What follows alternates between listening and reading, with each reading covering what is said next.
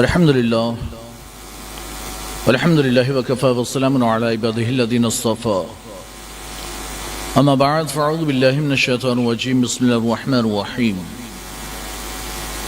يا ايها الذين امنوا اذا نودي للصلاة من يوم الجمعة فاسعوا الى ذكر الله وذروا البيع ذلكم خير لكم إن كنتم تعلمون صدق الله العلي العظيم وبلغنا رسوله النبي الأمين الكريم ونحن على ذلك لمن الشاهدين والشاكرين والحمد لله رب العالمين.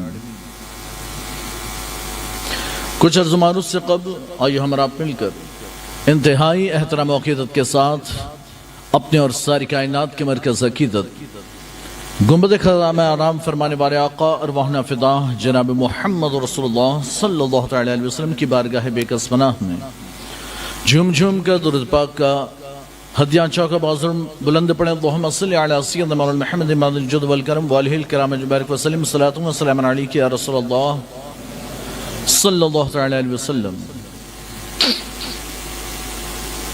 عزیزان ملت اسلامیہ، گزشتہ جمعہ میں نے جمعہ کی فضیلت، جمعہ کے دن کی فضیلت اور جمعہ کی نماز کی فضیلت کے تعلق سے کچھ باتیں عرض کی تھی.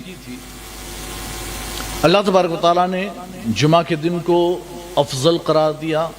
سرکار نے اسے سید الایام یعنی کہ تمام دنوں کا سردار قرار دیا، اور اس کی جو وجہ احادیث میں وارد ہوئی، اللہ کے رسول نے فرمایا کہ چونکہ اس میں حضرت آدم پیدا ہوئے، اسی میں حضرت آدم زمین پر اتارے گئے. تیسری وجہ سرکار فرماتے ہیں کہ چونکہ اسی دن حضرت آدم کی وفات ہوئی. پتہ چلا جس میں اللہ کا کوئی مقرب محبوب بندہ پیدا ہو وہ نسبت بھی افضل، اور جس میں اللہ کے محبوب و مقرب بندے کی وفات ہو یہ نسبت بھی افضل. آدم جمعہ میں پیدا ہوئے تو جمعہ افضل، اور حضرت آدم علیہ السلام اسی دن وفات ہوئے تو اس نسبت سے بھی جمعہ کی فضیلت. تو اللہ کے مقرب اور محبوب بندوں کی جس دن وفات ہوتی ہے تو وفات کی نسبت سے ہم وہ دن مناتے ہیں. اور کیوں مناتے ہیں؟ وہ اس لیے کہ اللہ نے آزمائش کے لیے زندگی دے کر دنیا میں بھیجا تھا. بندہ وہاں سے روئے زمین پر آیا اور جب واپس جا رہا ہے تو یہ اللہ سے ملاقات کا دن ہے، تو اس لیے ہم اسے عرس کے نام پر یاد کرتے ہیں. ہے نا؟ ابھی صاحب مزار جو اس مسجد میں جو مزار ہیں حضرت جمال الدین بابا گوری رحمت اللہ تعالی علیہ، ان کا مزار گزرا، ان کا عرس گزرا. یہ ہم عرس کیوں مناتے ہیں؟ تو ان کی وفات ہوئی، وہ دنیا سے چلے گئے تو غم کرنا چاہیے. اس دن کو بھول جاؤ، اس دن کو یاد کیوں کرتے ہو کہ جس دن اللہ کی ایک نعمت زمین سے اٹھا لی گئی، لیکن ہم اسے یاد رکھتے ہیں اور اسے مناتے ہیں. کیوں؟ اس لیے کہ وہ نعمت اللہ کی جب تک زمین کے اوپر تھی تب بھی اللہ کی رحمت تھی، جب وہ زمین کے نیچے گئی تب بھی ہمارے لیے اللہ کی رحمت ہے. وہ ہمیں چھوڑ کر گئے نہیں. جب زمین کے اوپر تھے تب بھی اللہ کی رحمت، اور جب زمین کے نیچے چلے گئے تب بھی وہ اللہ کی رحمت ہے. اور وہ دن ان کے لیے خاص، ہمارے لیے غم کا تھا کہ وہ ہم سے رخصت ہو گئے، ہمیں چھوڑ کر چلے گئے، ہم سے دنیا سے جدا ہو گئے. لیکن ان کے لیے خوشی کا دن تھا کہ میں تم سے تو جدا ہو رہا ہوں لیکن اپنے رب سے ملاقات کرنے والا ہوں، اپنے رب سے ملنے والا ہوں. تو کسی انسان سے ملنا اور اللہ سے ملنا، دونوں میں کتنا بڑا فرق ہے، کتنا بڑا فرق. تو اور اللہ کے رسول صلی اللہ علیہ وسلم کی بھی جب وفات ہوئی نا تو سرکار نے یہ فرمایا، یعنی حضرت جبریل امین آئے اور جبریل امین آ کر عرض کرتے ہیں یا رسول اللہ ملک الموت دروازے پر حاضر ہیں، اندر آنے کی اجازت طلب کرتے ہیں. ہمارا حال کیا ہے؟ یہ وہ ان لوگوں کے لیے جو کہتے ہیں نا کہ نبی بھی ہماری طرح. ہمارا حال کیا ہے کہ ہم جس حال میں ہوں، جہاں ہو، ہمارا وہ وقت آیا تو ملک الموت بغیر بتائے آتے ہیں اور کھینچ کر لے جاتے ہیں. ہمیں بغیر بتائے آ کر کھینچ کر چلے گئے. بندہ سوچتا رہ گیا میرا ابھی وہ کام باقی تھا، ابھی وہ بات باقی تھی، ابھی وہ پیمنٹ باقی تھا، ابھی گھر کے لوگوں کو بتانا باقی تھا، ابھی اتنا قرضہ لینا باقی، ابھی اتنا دینا باقی، یہ سب سوچتا رہ گیا۔ لیکن وقت آیا، ملک الموت نے کھینچی روح اور لے کر چلے گئے۔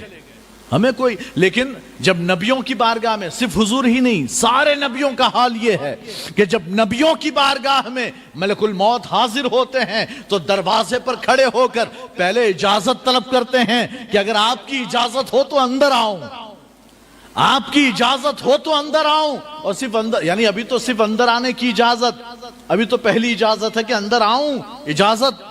تو حضرت جبریل امین آتے ہیں، عرض کرتے یا رسول اللہ، وہ حضرت ملک الموت دروازے پر کھڑے ہیں، اجازت طلب کرتے ہیں، وہ اندر آنا چاہتے ہیں۔ اور آئے کیوں ہیں؟ سرکار نے فرمایا وہ کیوں آئے ہیں؟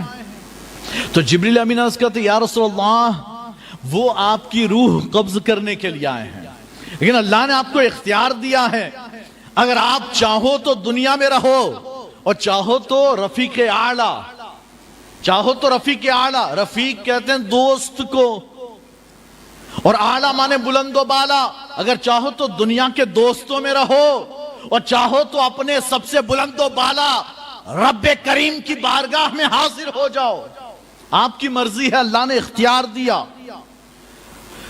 تو اللہ کے رسول حضرت جبرائیل سے مشورہ کرتے، جبرائیل تم کیا کہتے ہو؟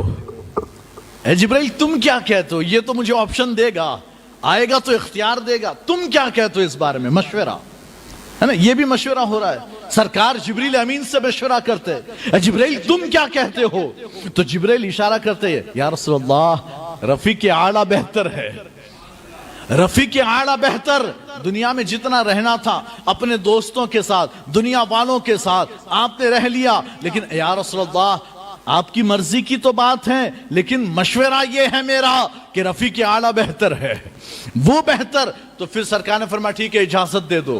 اب ملک الموت آئے، آ کر سلام کیا، سلام کر کے عرض کرتے ہیں یا رسول اللہ، حاضر بارگاہ رسالت ہوں اور اللہ نے بھیجا ہے۔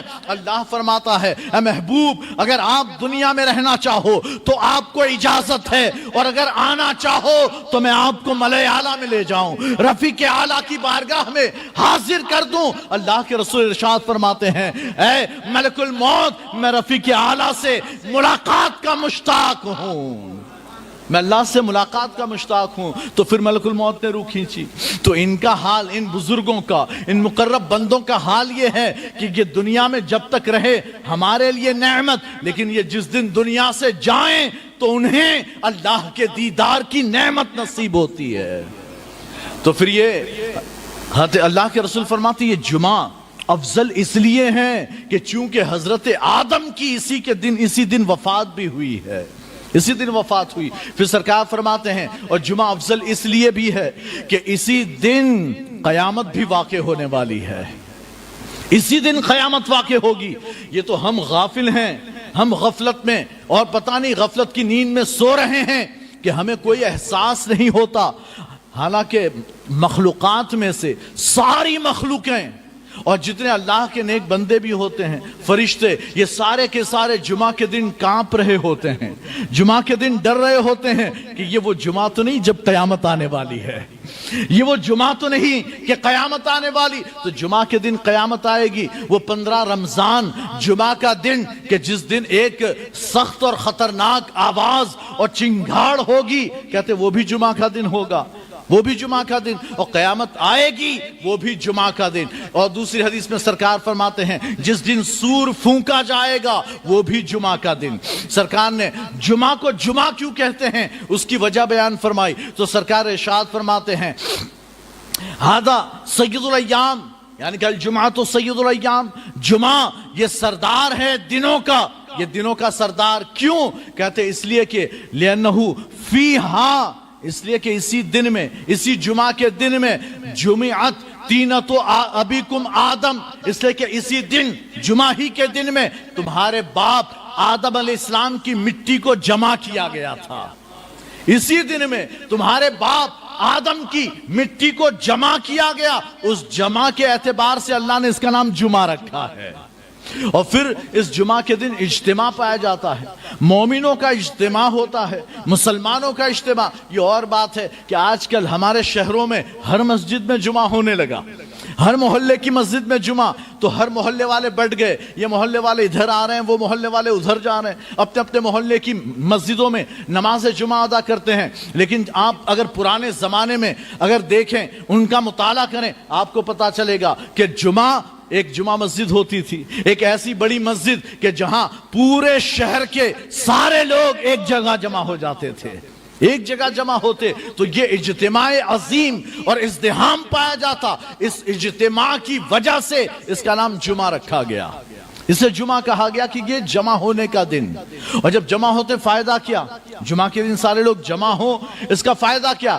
آپ نے سمجھا آئیں نماز پڑھے چلے گئے، بات ختم ہوئی؟ نہیں، اس جمعہ کا مقصد یہ تھا کہ ہفتے میں ایک دن ایسا ہونا چاہیے جہاں سارے مسلمان جمع ہو، اور جمع ہو تو پھر اس مسجد یعنی کہ جو ان کا امام ہو وہ انہیں کچھ واعظ و نصیحت کرے، انہیں کچھ واعظ و نصیحت کریں، کچھ اچھی باتیں سکھائیں، انہیں سمجھائے، اور پھر لوگ ایک دوسرے سے ملاقات کریں، ایک دوسرے سے ملے جھلے۔ اگر کوئی بیمار ہو تو اس کی بیماری کا پتہ چلے، اگر کوئی پریشان حال ہو تو اس کی پریشانی کا پتہ چلے، اگر کوئی ضرورت مند ہو تو اس کی ضرورت کا پتہ چلے۔ اچھا آپ بتائیں، یہ جمعہ کے دن خطبے میں جب خطبہ ہو رہا ہے تو بات کرنا بھی منع، ٹوکنا منع، لیکن اللہ کے رسول صلی اللہ اچھا نماز پڑھنا بھی منع ہے، بات چیت بھی منع، ذکر و اذکار منع، خاموشی سے خطبہ سننا۔ لیکن سرکار اللہ کے رسول صلی اللہ تعالی علیہ وسلم جمعہ کا خطبہ ارشاد فرما رہے تھے، اچانک صحابی آئے ہیں، اور صحابی آ کر نماز یعنی مسجد میں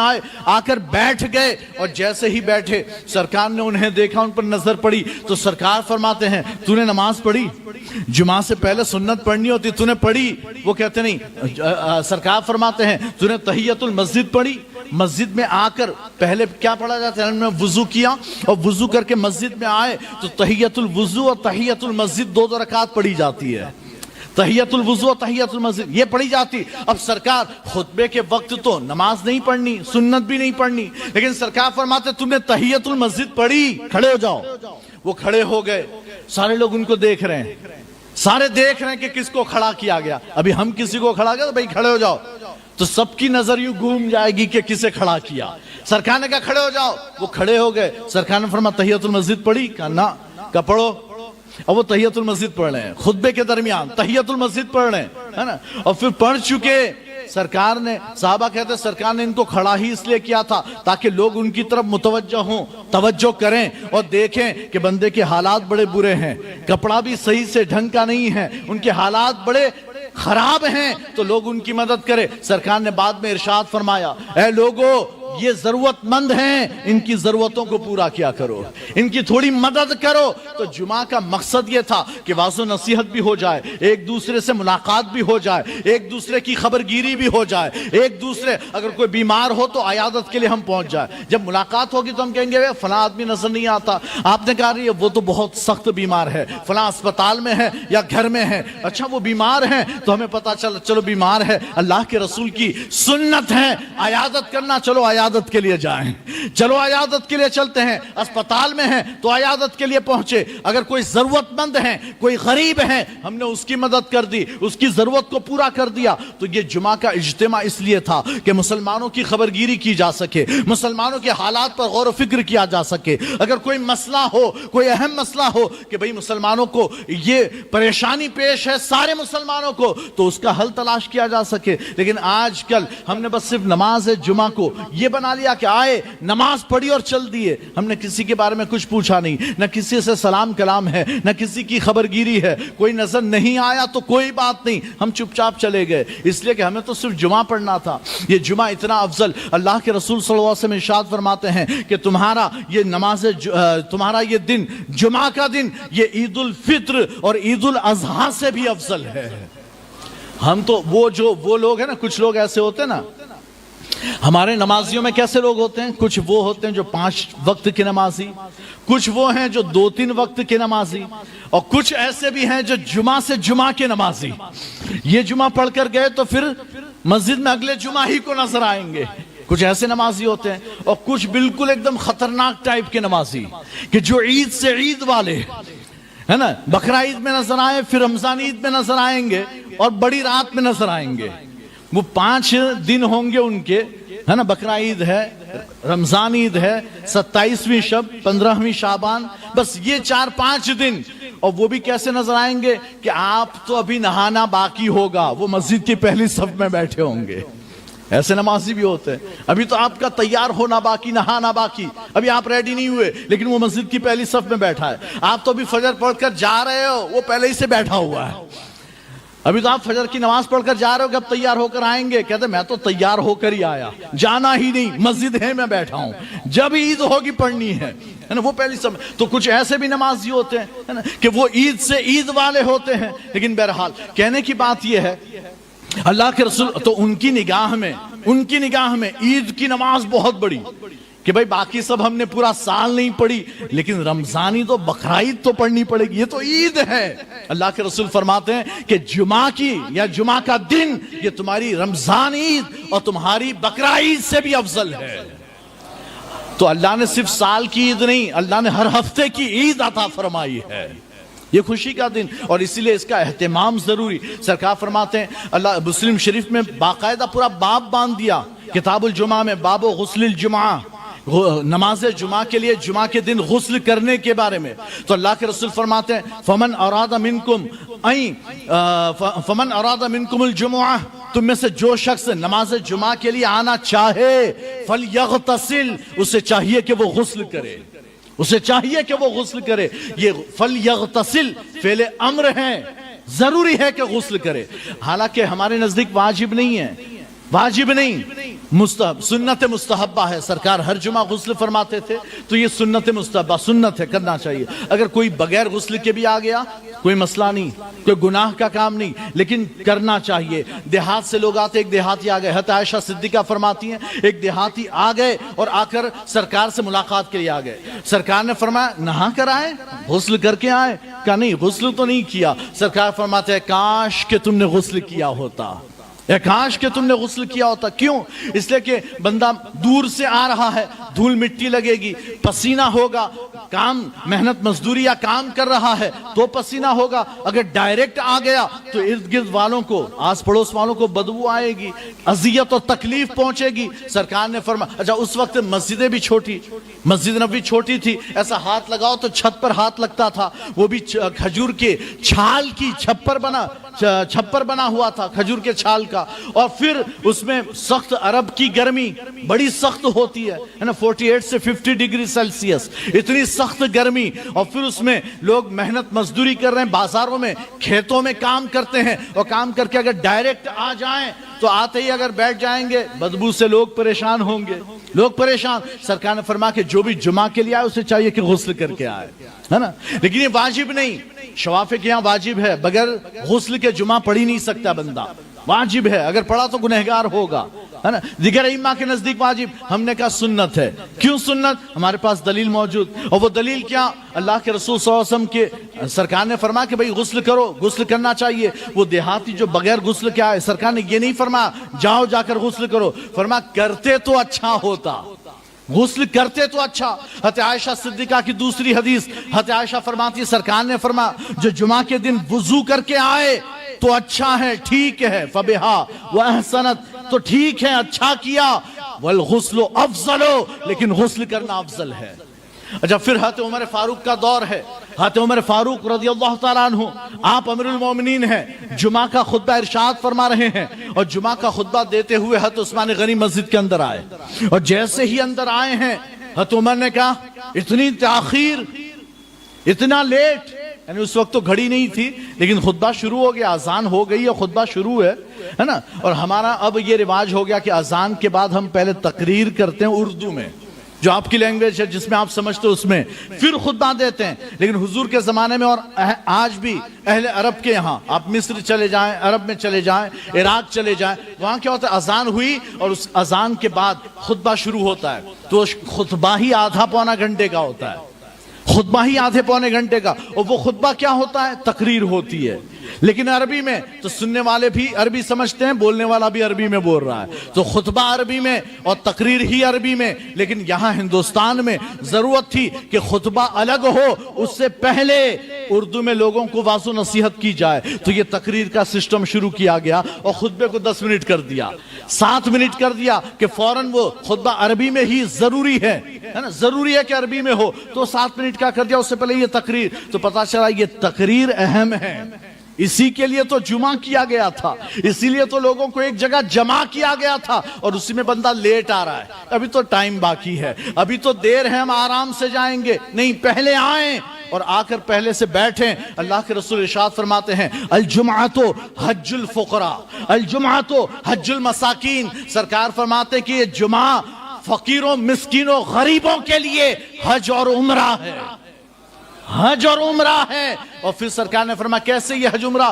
کہتے کہ جمعہ میں جلدی اول وقت میں جو بندہ مسجد میں آ گیا اور نماز جمعہ اس نے آداب کے ساتھ پڑھی، تو کہتے ہیں گویا کہ اس نے حج کر لیا، اور پھر چلا گیا، لیکن دماغ میں عصر کی نماز ابھی باقی ہے کہ عصر کا وقت ہوگا تو جلدی سے عصر کب ہوگا وقت، عصر پڑھنی ہے، عصر چھوٹنی نہیں چاہیے۔ کہتے اگر یہ اہتمام کیا، عصر کا انتظار کیا، تو کہتے اسے عمرے کا بھی ثواب مل جائے گا۔